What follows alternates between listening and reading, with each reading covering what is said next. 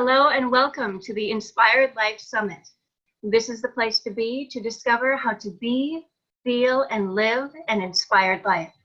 I'm Krysti Turznik, motivational speaker, best-selling author, and life coach, helping people to connect more deeply with their inner self and create a life that speaks to their soul with meaning and value. The Inspired Life Summit is designed to take your life to the next level as leading experts and influencers share their best secrets on how to live an inspired life. Today, Katherine Dean is with me. She's known as the financial empowerment woman because of her experience in the financial industry, and it has helped hundreds of business owners, entrepreneurs, individuals, couples, and women create their path to wellness. She's the founder of Living Your Worth and popular programs like Wealthy Woman Within and Wealth to Freedom Formula Program. Katherine has her MBA and is a certified financial planner. She has spent 20 years guiding people to achieve their financial goals based on their vision. Welcome, Katherine. Hi, Krysti. How are you today? I'm so good, and I'm so happy to be talking with you today. This is such an important topic for so many people. It touches us in so many different ways. So our topic for today is wealth to freedom. And I'm wondering, Katherine, what do you think is really holding people back from being financially free? I think it really starts with mindset. People tend to get frustrated with the whole idea of money, right? Because we're taught from an early age how to relate to money and how to exchange money. I'm reading a book now. Somebody said by the age of 3, you kind of have your money flow going. You already understand how it works because you watch your parents. And I think a lot of it has to do with we get nervous or fearful around having a powerful relationship with money. Like, what could that really do? And I think that's what holds us back is just the fear of money in general. Do I have it right? Do I have it wrong? Like all of that comparison instead of just trying things on, trying a different way to do things. So I think that that's part of it. Yeah, absolutely. And that's fascinating that at that young of an age, it makes such a significant impact just by witnessing what's going on with For our sure. environment. Yeah. Oh, yeah.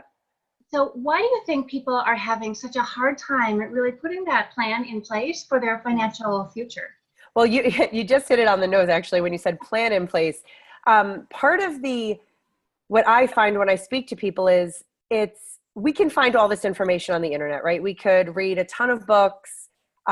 You could be involved in the conversation, but unless you put a plan in action for yourself, it's really difficult to start to understand and become habitual about money and changes to how you're relating to money and what you're doing with money. So I find that people have a hard time because it's shifting your habits. And we all know how hard it is to shift our habits in life, right?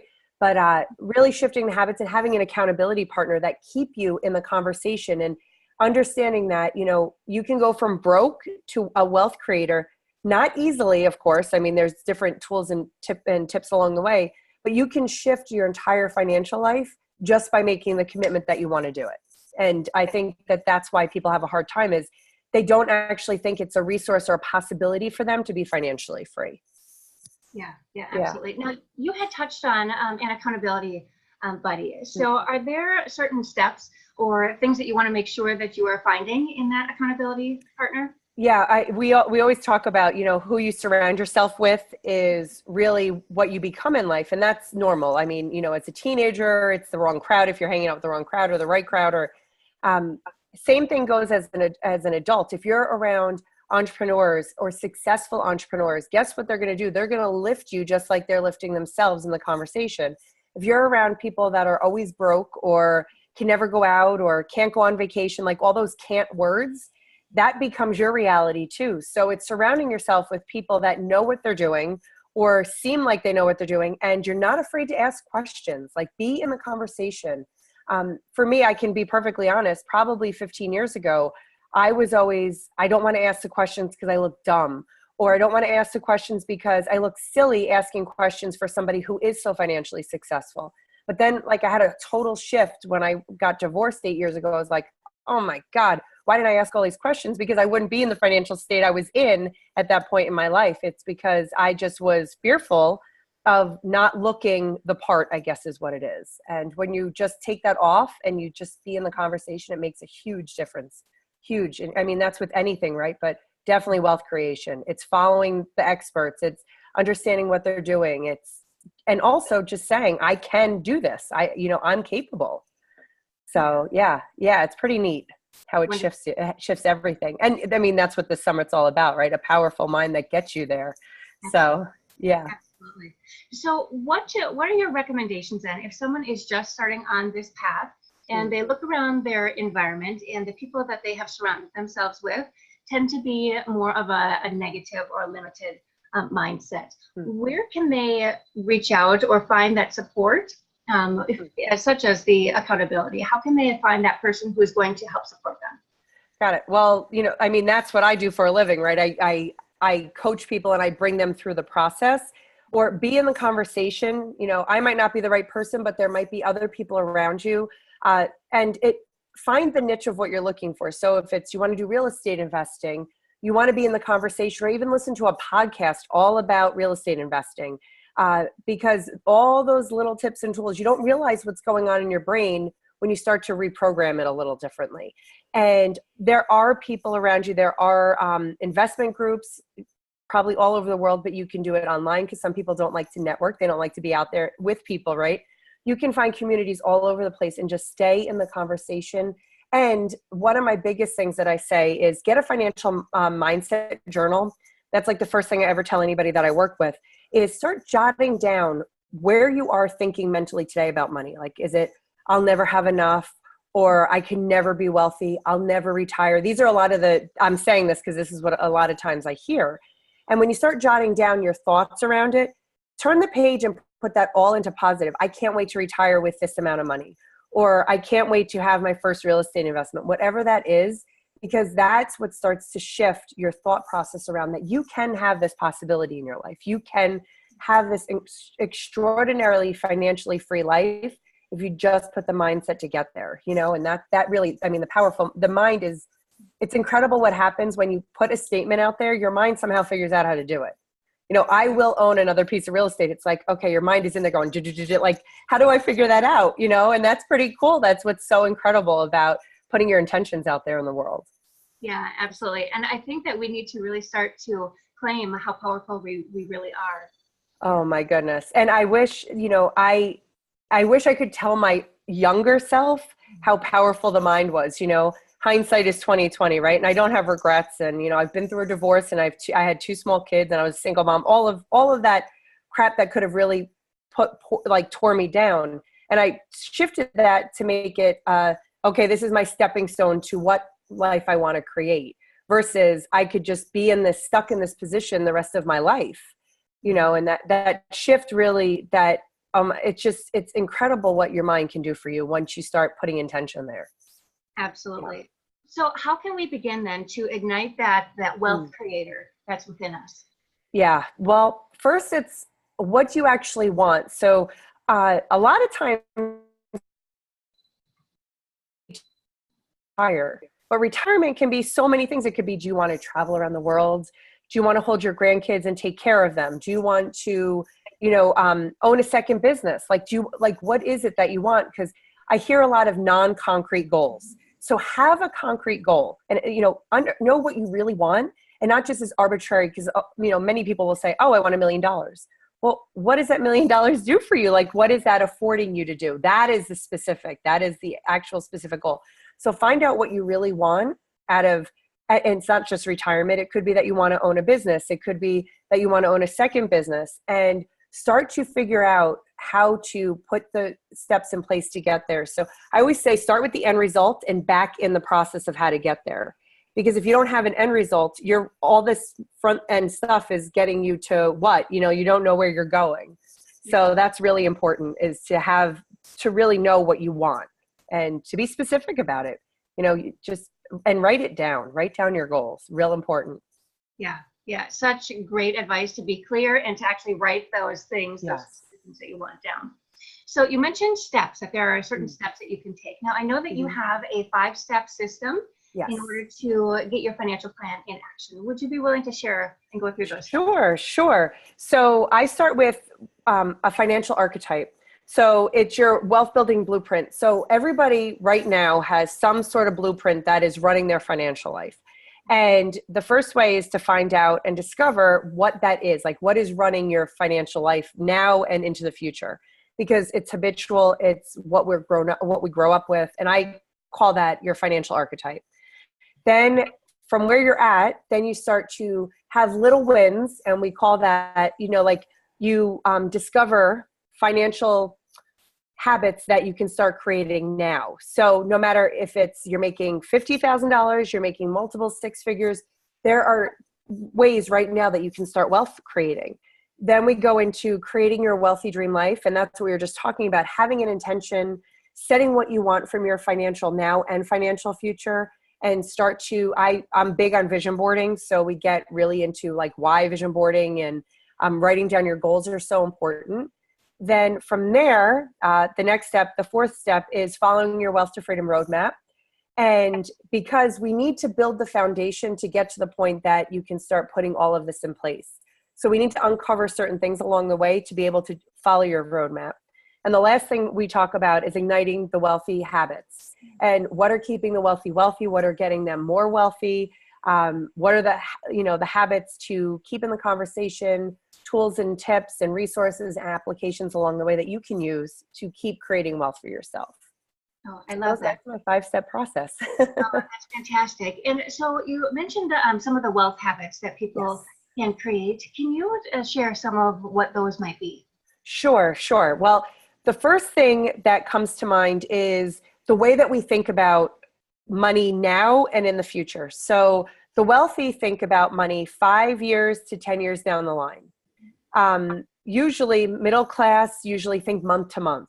Like, okay, I need to make my bills this month. I'm living either paycheck to paycheck or contract. If you're, an entrepreneur, I'm living month to month. So it's starting to think about it more long-term and what you're looking for long-term, because it's very hard to set just monthly goals to have financial success in the future, right? Because month to month isn't creating wealth for the future, but it's starting to shift that mindset. So that's one way. Another way is people use apps. Now I don't get endorsed by any of these, but like mint.com, NerdWallet. There's different ways that you can track your expenses just to see where you're habitually spending money over time. And it also tracks what you're not putting away. So it'll say, oh, you spend 25% on housing, which, mortgage or whatnot. And then it'll say, but maybe you should be spending a little more or a little less. So it really tracks how all of that is working. And then it gets you to see a financial picture, right? Because unless we put it out there and we keep ourselves accountable, that's another thing. Wealthy habits, we keep ourselves accountable. Most people don't keep themselves accountable when it comes to wealth building habits, right? But it's one of these, I'll worry about it next month, or I'll worry about it in a year from now. But you have that whole year of time that that there's no compounding interest on investments, or you're not paying down certain loans. So it's starting the conversation now and putting your plan in action. And that all of those tips and tools are wealth building habits over time. And they literally become habitual that you don't even think about it anymore. And you're like, oh my God, how all of a sudden do I have $10,000 put away? And you're like, wow, I only did that a year ago. And look how much money I have here, because you're not thinking about it. It's automated for you. Well, I love that. Yeah. So do you have any tips then for someone who is in this situation where they're living month to month, maybe paycheck to paycheck? What are some things that they can start to implement today, in order to start growing their wealth? Yeah, for sure. So first thing is, this is something I talk about all the time, is cancel recurring pesky charges. Because as entrepreneurs and business owners, we tend to put things like, we start a subscription to something that we're really not using, and it is a pain sometimes to cancel it, but cancel it. Take any extra money from all those cancel recurring charges and start putting that away in a fund, because you still might be living paycheck to paycheck, but that money is actually going away into something for you.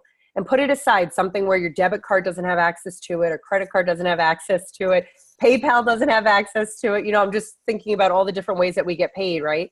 And start to put that away for yourself. So that's one tip and tool right there. And another one is, even if it's you go for coffee every day, or you go, you might say, oh, I just don't, I don't want to eat leftovers today. I'm going to go out to eat. a lot of that stuff becomes expensive and is habitual. You know, we don't even realize in the morning, you know, I used to be an avid, you know, I won't say the name, but an avid drinker of those $5 drinks. And I used to go every single day, and it was just a habit. And I got, you know, the person knew me there and it was very familiar. And when I figured it out, I was like, that's like $2,500 a year, and I can make that at home, and I'm comfortable. I don't have to stop anywhere. I live in New York, so it gets really cold in the winter. I'm like, I'm just going to start putting that somewhere else. And then you can start having that money working for you and accumulating over time. So those are different ways that you can do stuff to just be aware of what's going on month to month. Oh, I love all of that. Now, I'm so curious. Your company is named Live in Your Worth. Now, there must be some reason behind that name. Yes. So Living Your Worth Inc. started in 2005. And the reason I started it is because I had been working. I graduated college. I got my MBA. And I had been working for people making peanuts. And what I mean by that is, compared to my experience in the industry of what I was doing, I was working and not working for myself. So I was working for somebody that was paying me not what I was worth. And I started to have conversations with a lot of women. And a lot of women were like, they used to say to me, well, I just don't know if I can make more money. I don't know if I'm worth it. Like all these different things that would come up. And I was like, you know what? It's time to live into your worth and make the income you were born to make, that your expertise shows out there. Even entrepreneurs, I find that a lot, they undercharge for the incredible expertise they have. So that's where it really all came from, was if you live into your worth, you can have a wealthy dream life. So that's really where it all stemmed from. Was I was the first victim of not living into my worth, and shifted that and said, you know what? A lot of other people could shift this and have an incredible financial future. Oh, I love that. And it sounds so powerful, really, just, understanding that you are a powerful being worth so much. So it's time to really honor and respect that. That's beautiful. Exactly. Yeah. Thank you. Sure. So money is such a topic that people don't like to talk about often. How did you become so passionate about money and working with people to have that financial independence? A lot of it stemmed from that people don't like to talk about money. I grew up in a household, I was an entrepreneurial household, but my parents fought a lot about money. It was, my parents would make $250,000 a year. And let's say that this was 25 years ago, after tax income when I was in high school, and there was never enough. And I never understood, like, we're successful business people. There's always food on the table, but why do they constantly fight about it? And from what happened with that was, I said, you know what, I didn't want my children to not understand how money worked, and to be able to, from an early age, to really understand money. And then I was always the person at the dining table, like when I go out with friends and we'd be at a restaurant, I'd start talking about it. Well, did you start putting money in your 401k? Are you doing your 403? Are you putting money in your 403b? What about your IRA? You're a business owner. Do you have a solo 401k? Like all these things would come up. And they'd be like, it would become a little uncomfortable. And I'd be like, guys, we do not talk about money enough. Like, I'm not saying we need to talk about what you make. I'm talking about, we need to talk about how we can be financially free. And so then now I speak around the country, national speaker, really just to say it's okay that we talk about money. And I found in a corporate environment that people were talking about, more men were talking about, oh, I got this new client and I'm making this bonus. And it was a conversation that needed to be opened up for everyone. So that's really why I started to talk about it. And that's why I do work privately with people one-on-one, because they still get a little nervous or uncomfortable being in my group forum talking about money, because they themselves need to kind of come out of that shell, because they were taught the same things I was taught. So that whole shift has made it really possible for people. Oh, I love that. I love that. So you had mentioned that, seeing your parents struggling with the finances made a strong impact. What are some techniques or methods that we can start to implement for our children to have a healthy relationship with money? Perfect. Yeah. So just opening up the conversation, maybe if you could be a single parent or you could be with a spouse, not fighting in front of the kids around money. When you go to the grocery store and young kids, they always want something at checkout, right? Maybe not saying we don't have enough money for this, maybe saying we're not going to spend money on that. It's a totally different, not enough, because we're instilling that in our kids. If we say we don't have enough, they're learning they'll never have enough versus, no, we're not going to spend it on that right now. Or, we do in our household, we open it up to conversation about, we go on family vacations every year and it's okay, well, this is the allotment. Where do you guys want to go? And let's see if we can do it. Because I'm not saying, oh, we're going to spend $20,000 on a family vacation. To me, for 7 nights, I'm like, heck no, I'm not going to do that. I'd rather put money away for them for their future. But we just opening up the whole conversation around money instead of saying no, no, no, because that's what I grew up with. It's just having the free flowing conversation about things and not making them wrong about wanting things, because we want things, right? As adults, we want, we go out to the store and we purchase things, but just saying, well, maybe we could do X, Y, and Z to get that. And just showing them how money works, which is a really cool way versus just saying no. Yeah. I love that. Yeah. Simple shifts, right? Yeah. And just the way to frame something can make a huge impact on those tender minds. Oh, yes. Tender. I love how you say that. They are tender minds for sure. Absolutely. Now, did you have a life-defining moment that helped you to really see things clearly? Yes. When I went out to dinner for date night, it was 2 days after Mother's Day in 2010. I'll never forget it. It was a Tuesday. And I went out for date night. I had a 1 and 3-year-old at home. And as our food came, my spouse said to me, we're done. I need a break. And I was like, oh my God, I don't have an emergency fund. I have 2 small kids. We have 2 incomes to pay for a mortgage. My life just did a 180 on me. And that was my defining moment was, holy crap. I need to now figure out how I'm going to survive financially. And that was my first tap into passive income. I have an apartment in the basement. It was like a playroom, and I put a renter in my basement, and I was like, oh, okay, I can collect $1,000 a month in income, and this helps pay my mortgage. Okay. And then that, all of a sudden I was like, wow, that's $12,000 a year, and I'm not working for that. There's got to be something to this. And that whole thing shifted on how money can be working for you. And it really became a resource and a tool for freedom versus I wasn't scared of it anymore. Whereas before I was terrified of falling on my face, really, and fearful of it.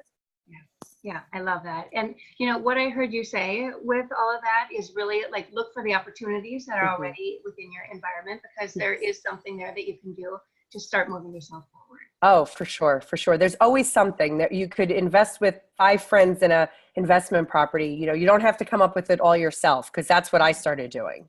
There's simple tips and tools that you can just tweak along the way to be really savvy about money, which is cool. It makes it easier. Yeah, absolutely. Now, you have given us a lot of really great tips, some app recommendations. Do you have a particular book that has inspired you that you'd like to share? Yes. So Rich Dad, Poor Dad, Robert Kiyosaki. I know a lot of people, we talk about it. I don't know how many people have read it, but he went from understanding his father as a worker bee, for lack of a better term, always working for somebody else, and then understanding how somebody else always had people working for them. Really totally different way of looking at things. And I was like, that was one of the defining books in my life was, I can get a renter in my basement, and then I can buy real estate, and then I can do JVs with people to make all of a sudden it was the opportunity of money working for me and money making money for me versus me making money totally shifted. So yeah, I'd highly recommend reading that book. Love that. And that's such a fantastic and powerful book, right? Yes, for sure. So if you could give people one last piece of advice, what would you share with them? That it is possible to have financial freedom. It is totally possible. I'm not saying it's going to be easy or it's going to happen tomorrow. I am telling you that just having a plan and knowing where you want to go is the first step to getting there. So know what you want and put a plan in action, and you can be financially free.